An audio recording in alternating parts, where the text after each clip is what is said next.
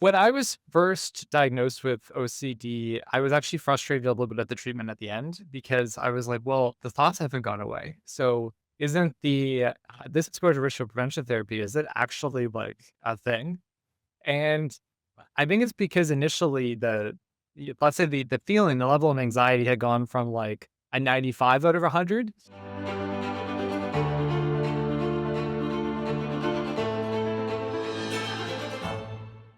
Welcome to OCD Whisper podcast. Today with me, I have Scott. Welcome to the show, Scott. Thanks for having me on. Absolutely. If you don't mind, can you tell us a little bit about yourself?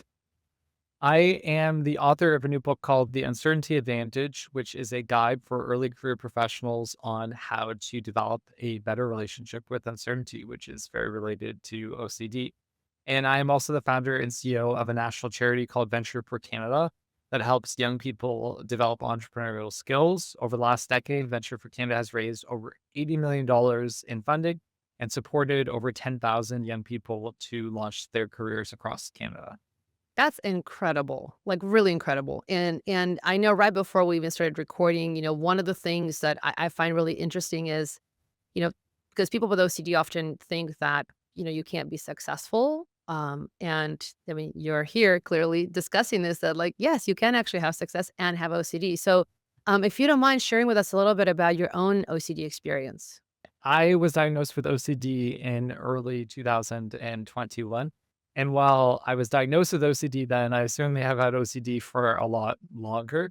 For me, being diagnosed was really empowering eventually. Initially, what took a little bit of time to process, but it made sense. It allowed me to connect the dots on a lot of behaviors that I had, compulsive behaviors, avoidance behaviors from when I was like a little like boy. So I would do different rituals before like exams in middle school that in retrospect were totally OCD heavy things to compulsively Googling about various health ailments when I was in university. I have definitely lived with OCD symptoms for a really long time. And in the pandemic, my OCD symptoms blew up. And I think there's probably a lot of people who can relate to that potentially. And what happened was I reached a point where certain fears just took over, and my ability to function, to really work, was significantly limited. And I reached a breaking point where I couldn't sleep. I was so anxious. I was having basically panic attacks. I was shaking. And I'm somebody who is pretty ambitious and hard charging. And the significance of the challenges were quite hard for me to cope with. I ended up going to see a therapist who had been trained in the United States in exposure ritual prevention therapy.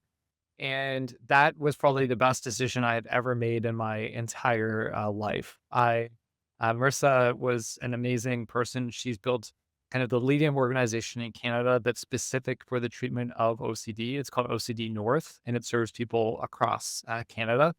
Before her organization was set up, there wasn't really very many dedicated ERP and providers in Canada.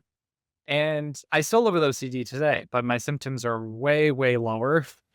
There's I forget what's called, but the Yale score. I was like at like near the top when I was diagnosed, and now I feel a lot better. But there's still days that can be sometimes challenging. That's a long answer, but that's been my OCD journey to date. I mean, there's so much in there, right? And I think from a lot of people, when you're living with OCD, this kind of story can sound similar, right? So part of what I want to know is like for you, when you had your worst days and now, better days, I know people get stuck on this notion of, oh, I have to manage this thing. I just want it to go away. I just want it to stop. Kind of what's your personal experience with that? Or what's your take with that? When I was first diagnosed with OCD, I was actually frustrated a little bit at the treatment at the end because I was like, well, the thoughts haven't gone away. So isn't this exposure ritual prevention therapy, is it actually like a thing? And I think it's because initially let's say the feeling, the level of anxiety had gone from like a 95 out of 100 to like a 40 out of 100 over the course of the exposure ritual prevention therapy, which is pretty good actually. But still 40 is like scary if it's like constantly in your head 24/7. And for me, my exposure experience with exposure ritual prevention therapy is that it actually takes like years to feel like better, but it's a gradual process. Like it's a pretty significant drop in the level of anxiety over the course of the couple months that you go through the intensive therapy. But then over the span of a couple of years, it continues to like fade. So there's certain thoughts that would have been like 100 out of 100, like 4 years ago, that now are like a 5 or 10 out of 100. Like even since I stopped the intensive therapy, it continues to fade. And what I would say, so just to say in short, is I think the healing from OCD is not complete, but it takes a lot of time. It's not just during the intensive part of when you're doing the therapy. The second point I'd say is that OCD is just like a chronic thing that you have to like manage.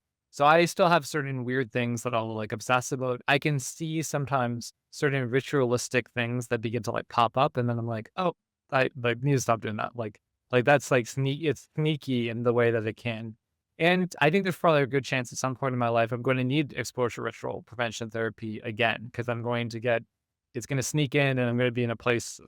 So yeah, I'd say the comment that we all like whether you have OCD or not, we all have things that hold us back in different ways. Some people it's ADHD, some people it's confidence, kind of et cetera. For me, no one's perfect. There's a lot of great things about me, but this is just something that I need to manage. And the final thing I'd say is I think being self-compassionate and something I talk about in my book, The Uncertainty Advantage, is like we all have illnesses in life. For me, that is OCD. I think approaching it from a place of self-compassion is really important to recognize it is an illness and to not like get angry at myself for having this illness. It's just something that is a part of who I am and I have to manage. I love that. And so tell me a little bit more about the book. Like what drove you to want to write it and what are you hoping with it? My book, The Uncertainty Advantage, is intended to help early career professionals, so those are approximately like kind of 18 to 35, develop a better relationship with uncertainty. And at the core, OCD is a fear of uncertainty. It is a desire to want to control the future through avoidance and through ritualistic behavior. And while only like 2 or 3% of the world's population has OCD, I think almost everybody has some degree of fear of uncertainty. And my experiences of getting diagnosed with OCD and going through intensive therapy and really reflecting on my own fear of uncertainty motivated me to write this book to help other people develop a better relationship with uncertainty because it's almost hardwired into our brain to dislike the uncertain. Studies show that many people prefer to know a bad future result than an uncertain future result. And this book goes through 6 pillars of advice, and yeah, is the main thing I want to impart to listeners is I think whether you have OCD or not, everyone has the potential to develop a better relationship with uncertainty. And I think my experience getting diagnosed with OCD and going through therapy and developing a better relationship with uncertainty really motivated me to want to write this book and to help others. I love that, and I really love it when people, like, you finally figure out what the issue is, and you can kind of put it all together, things start to make sense, "Oh, this is the one, the why, and the how," and then to share that knowledge, I mean, I think there's nothing more amazing than that. But I also would love to hear a little bit more about, like, how is it with the business world and the success that you've built? Let's talk a little bit about that. What is that like in this relationship of, "Okay, here I am with my OCD, and yet here I am building this business," and kinda having to navigate these things. Has OCD gotten in the way? How have you been able to overcome that? I think before I was diagnosed with OCD, I developed like a really unhealthy relationship with like anxiety, and I would try to control the unknown. And for me, getting diagnosed with OCD was empowering because it led me to let me understand better a whole pattern of behaviors that I had that in retrospect just didn't like make sense for me to realize like that is mental illness talking, like that's not rational. So I think before I was diagnosed with OCD, it controlled me a lot in ways that I didn't even appreciate. After getting diagnosed with OCD, it's still something I have to manage in the sense that sometimes, the obsessive thought on something can be like hard on the head and it can just be mentally exhausting and tiring. And that can break down maybe a little bit my resilience on things. So it's not that it goes away. There's still kind of challenges, but I think being able to like label and to understand that I'm being that I'm being impacted by OCD in certain situations empowers me to better navigate, I think, situations in business. That's amazing. And so when you're talking about also like with your OCD, if you don't mind, if you're cool with this, can we talk a little bit about kind of what has shown up for you? Like, how does OCD manifest for you? Like, I've been open about, for example, for me, for sure, relationship OCD shows up. Just right OCD is a theme that I have.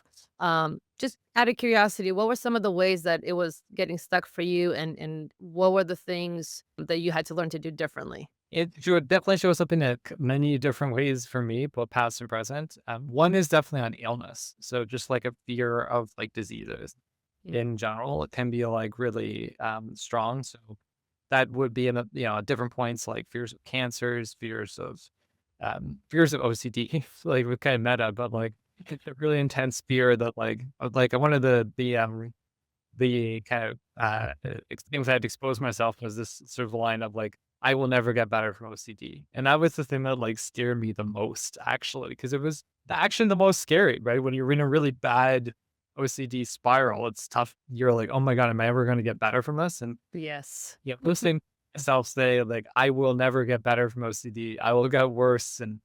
And that was like a big exposure thing for me.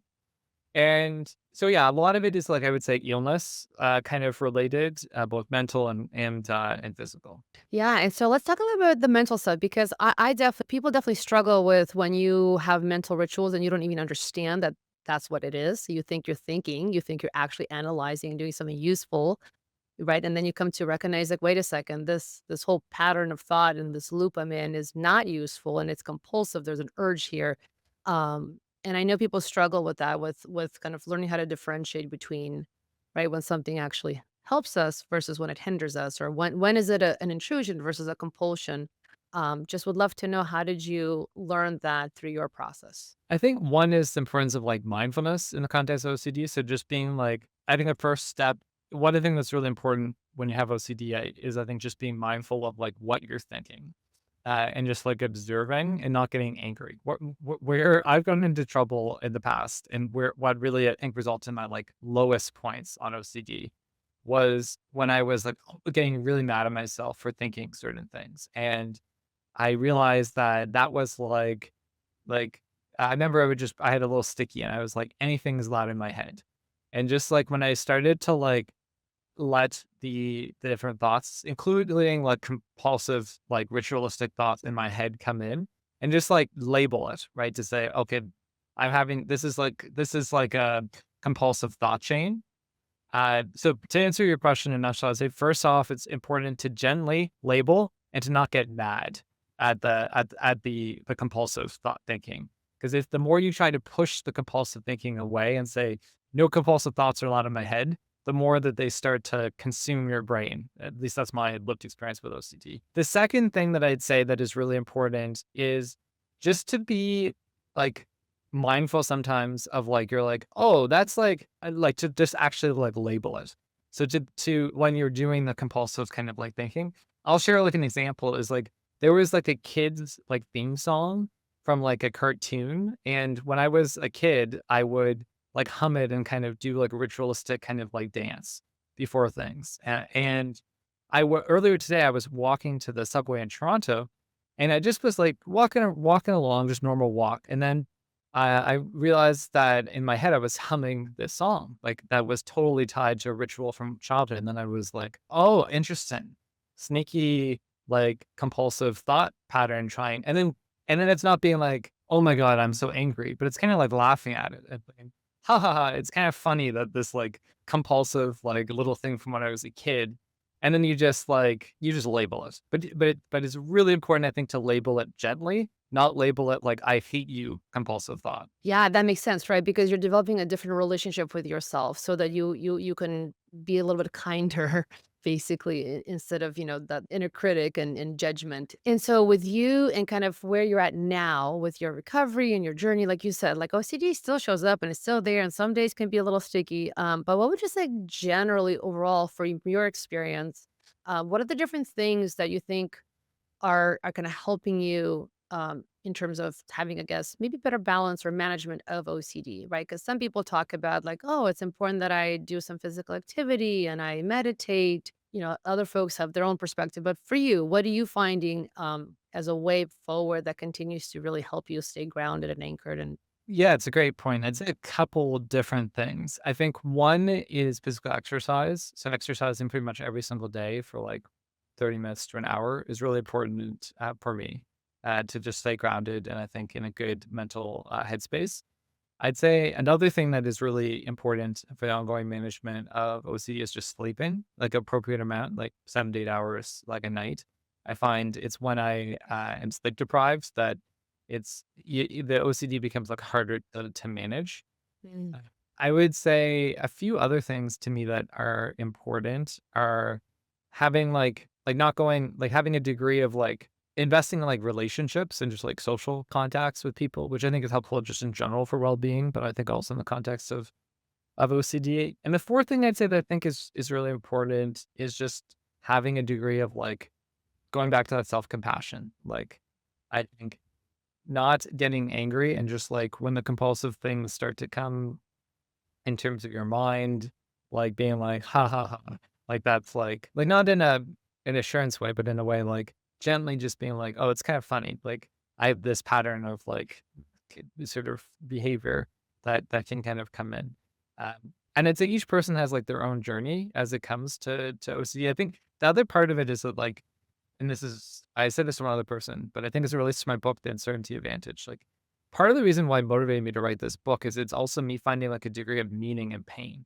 Like OCD caused a lot of pain for me. It still can cause a fair amount of pain sometimes. Although I'd say now more irritation. It can be, you're very irritating than painful. But irritating is still not nothing. And for me, writing this book is a degree of like, there's some things you can choose in life. There's some things you can't. What I can choose with OCD is to try to find some kind of meaning from both the pain I had and as well as my ongoing experience and how to help others. And the final thing I'd say is if you're listening to this and you're like really experiencing severe kind of OCD, not to assurance seek for for you, but or not to reassure you, but I'll give a little bit of reassurance is to say I think that there's diverse experiences with OCD. I think many people can have very productive and thoughtful lives in the context of OCD. I mean, it's sometimes a different life, but it still can be. I look back on my year and I've had an amazing year so far, and I'm very grateful for my life. And OCD can be annoying, but at the same time, it's a part of who I am, and it's something I don't have any choice on.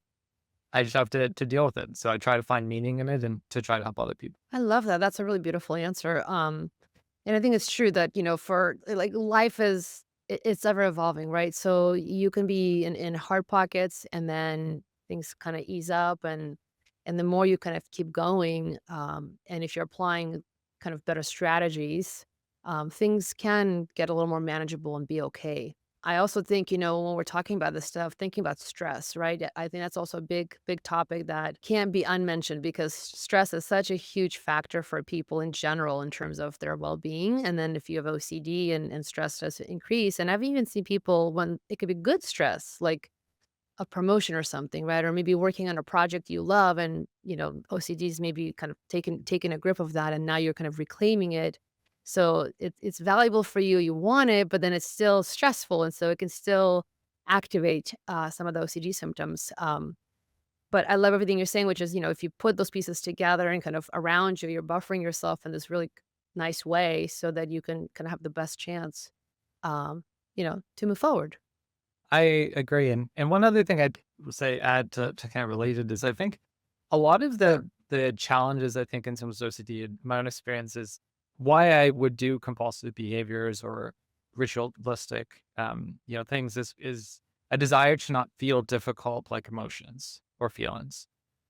And that's one of the things like even this morning I was my comes out in Canada tomorrow. I'm Canadian, so like the Canadian launch is like really important. And like this morning I was stressed and there were a couple of irritating things that happened on the weekend and I just I wasn't in like a 10 out of 10 negative mental space, but I was probably in like a 7 out of 10. Like I was in a cranky kind of situation. And it's funny now, right now I'm actually in a good mood compared to, it's funny how moods shift in the span of like Mhm. 4 hours.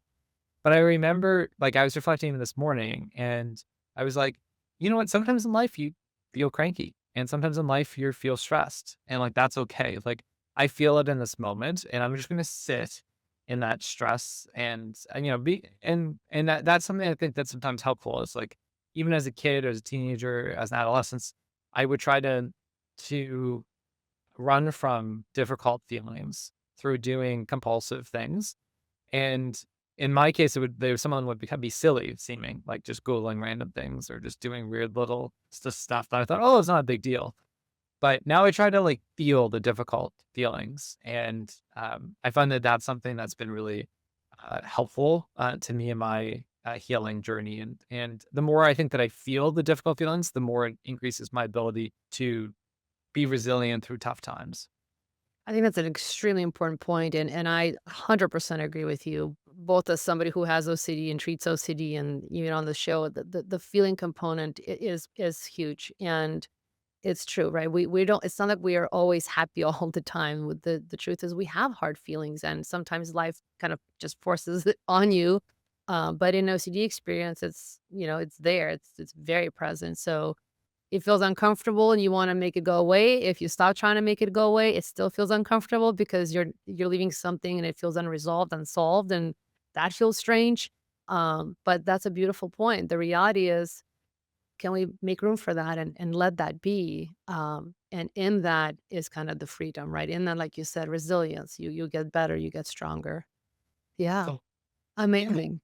part of life, right? Is the final thing I'd say too in the context of OCD is the positives of this OCD experience has given me more empathy for other people who are experiencing mental health challenges. And I think I am a more empathetic. I do think I am a more kind person after my extreme kind of OCD situation. And that's while that was challenging, I think that to a point about like how do you find meaning in difficult kind of things? And I think I found meaning in the sense of writing this book, various other things, but I also think I found meaning in the sense of being more empathetic to other people in a way that I don't think I was before I was diagnosed with OCD and went through a really challenging year. That's amazing. I love that. That's a beautiful byproduct, if you will. Congratulations, by the way, that your book is coming out. That's awesome. That it here it is.